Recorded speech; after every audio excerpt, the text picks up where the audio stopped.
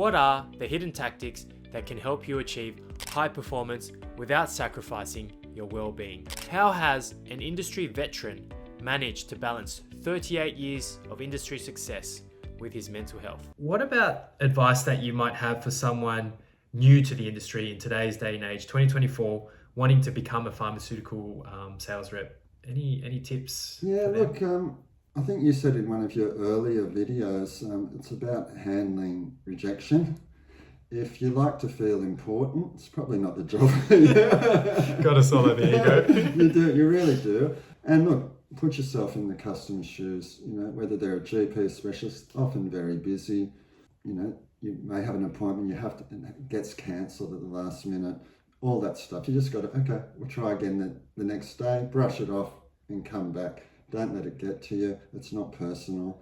And, you know, you've got to prove you've got some value before people become more open to seeing you. So always think about adding value, not just how can I help them in their role and what tools does my company have that can fit in with that. If you can marry those things up together, you can often build a very strong relationship where people trust you, more willing to see you, and be interested in people. Be interested in the receptionist who's letting you in, you know.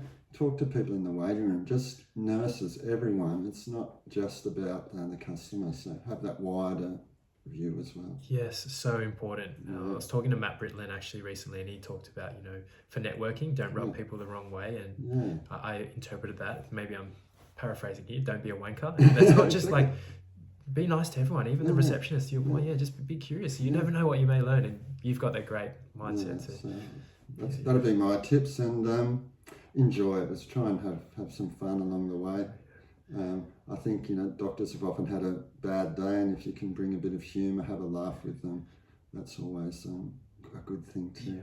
As one respiratory physician said to me, took a new rep in with me, and I said, what advice would you have? And he said, don't be boring. Well, you have big shoes to fill, because when you drop down to part-time and I got the call from our manager, David, we need, you know, you guys to pick up a bit of the accounts for Kev. And I said, for sure, anything for Kev. And you took me to go see some customers, and they were like, you've got big shoes to fill, don't be boring. But why they remember you so much is they would say to me, Kevin was amazing. Before every journal club, he'd deliver one of the best jokes. So you've got to do the same. And I was like, oh my God, all right, I better sharpen up on my dad jokes. I'll go to the library and read up on some dad jokes. So yeah, I think, but that's part of the charisma, right? And have a bit of fun along the way. Yeah, having fun. So I love it.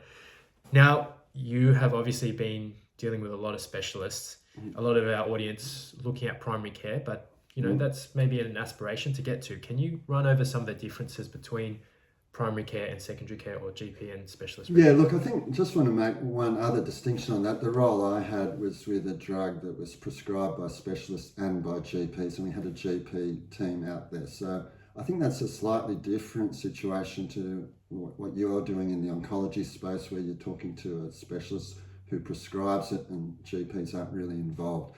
They're looking for that advocacy piece. So that's the first thing. Now, one thing I think, once you get into specialty, is the range of customers is more diverse than in GPs. You know, a head of department will have different sort of mindset, different priorities to a suburban physician. Someone who's working just privately will have different priorities to someone who's working in the public system. You've got scientists who are doing the lung function testing and are indirectly influencing. You've got CNC nurses again, who you want them to be informed of your products so they may spot the right patient. It's working the networks is much bigger.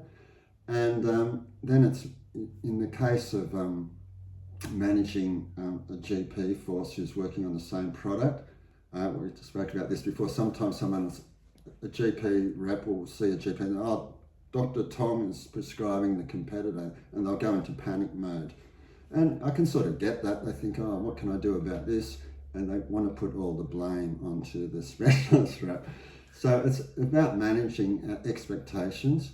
Not every, there's going to be no specialist who just writes 100% one product. They're going to mix and match.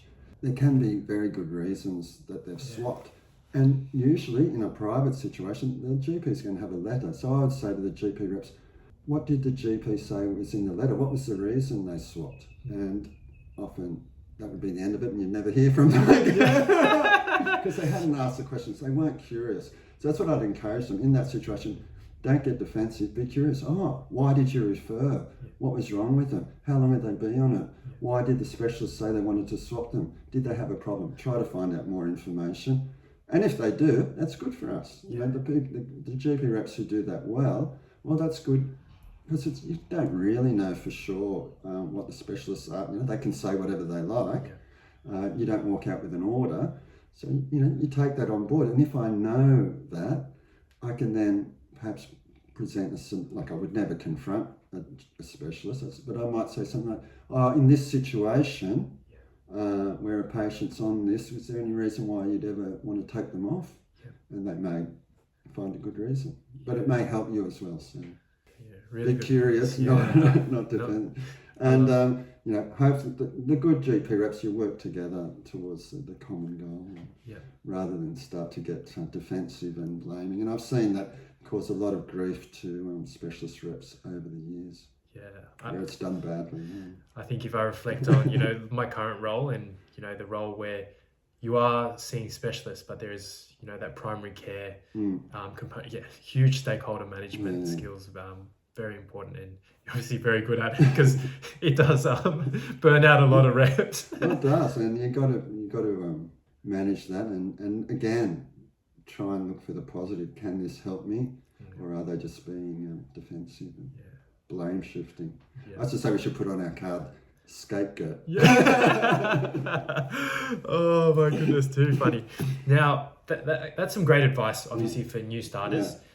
I'd like to pivot and maybe some advice for sales managers who have been in the game for a while, you know, because they don't often hear our perspectives, and someone like you, I believe they should have a growth mindset. Look, I look back at my managers and had some really brilliant ones. Claire, if you're watching, Alex, but I think the good ones really lifted you, encouraged you, saw your potential and built on it. The ones who weren't so good is when they're more interested in you know, the KPIs and making themselves look good for their own career progression.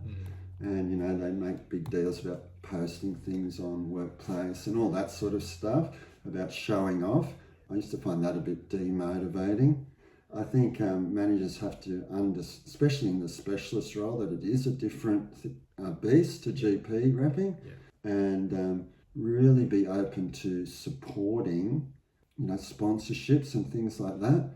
And there's very little value. It's hard to add value in this game, like it is so restricted. But in terms of sponsorships and education, there's a huge opportunity. And I think, you know, any pharmaceutical company is crazy if they don't support the big societies and the educational initiatives that their customers are doing. And that's the other thing about specialist repping. I think you've got to be the advocate for your customers within the organisation. And how can we? And if you can find that, you've struck gold. If they know you're the go-to man who can help me in my aims to do better medicine, that's what it's all about. We talk about creating partners. It's about jumping on opportunities when they arise. Completely agree. That's really great advice. And so let me know in the comments below, which tip did you find most useful? Just around that, you know, for the sales leaders that are watching, you know, who want to be encouraging and uplifting, have there been, maybe some particular examples where you've seen, okay, this leader has done this specific action that's been really, is it recognition or upskilling? I think it's, like you can doubt, I can doubt myself sometimes that you're having an effect, and hearing the outside perspective, but it's understanding too. I think of one manager, I had a very difficult customer who said to me, I remember very early on, do not ask me what I prescribe. You just lay it down the law and okay. But I sort of respected that and chipped away at him. And I remember having a new manager out with me and thinking, you know, all this expectation to, you know, ask the closing question and close the sale, blah, blah, blah. What am I going to do here? But I stood back and I explained the situation, and supportive, understood. And, you know, we had a very good call without me nailing the close, so to speak. Yeah. But and it paid off with that customer in the long term. So having that a bit of flexibility, pragmatism is another good thing from a manager. Sure, you've got the playbook, but you've got to adjust sometimes and be flexible. So the managers who understand that, they're the ones you remember. And the ones who are going to bat for the team in head office, sometimes you feel it's the other way. They're going to our team trying to bat for the head office.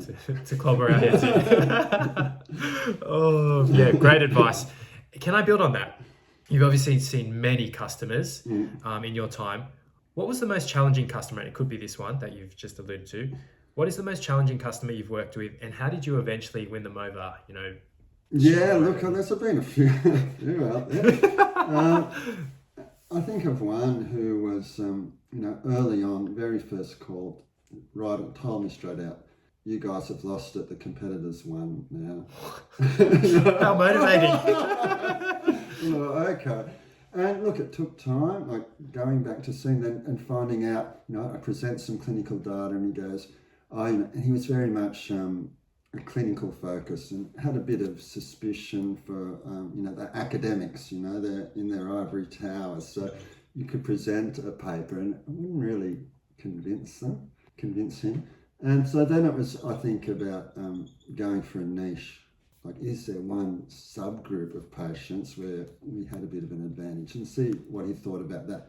He got on board, gets some experience, starts to build it up, and it was probably a couple of years down the track he became a speaker and was saying similar things to GP audience. So I guess take a step back, see if you can find a little niche and build on it. Don't think you can convert them, and try and be curious, understand why isn't this data convincing him? Well, he's a bit suspicious of the authors and he wants clinical judgment. Okay, how can I help him try it in a few patients, get some of that clinical experience and find that niche. So that's one that sticks in my brain. Yeah, brilliant strategy. And do you think that's actually something good reps understand, that we also alluded to earlier, that whatever products that we work on, and as passionate as we may be about them, they're not for 100% of patients.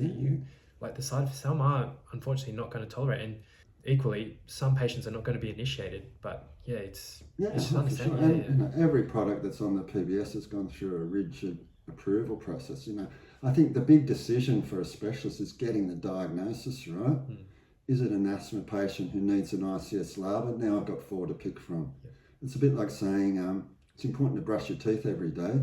Whether you use Colgate or McLean's doesn't really matter. McLean's is GSK, is it? No. But you know what I mean? That's a less important decision for the customer. So it's sort of recognising that as well. And I used to say to colleagues, imagine if your mother was seeing a specialist. You'd want that specialist to prescribe the best thing that he or she believes, not what the last rep was. That's what I'm saying.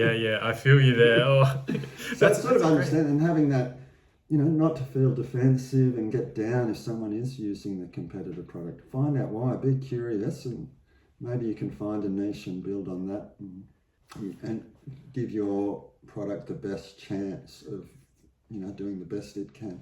Yeah, great advice. One of the biggest mistakes you'll make is not having fun on the job. Click here to watch our next episode, where you'll learn how to turn unexpected experiences into moments of laughter and joy.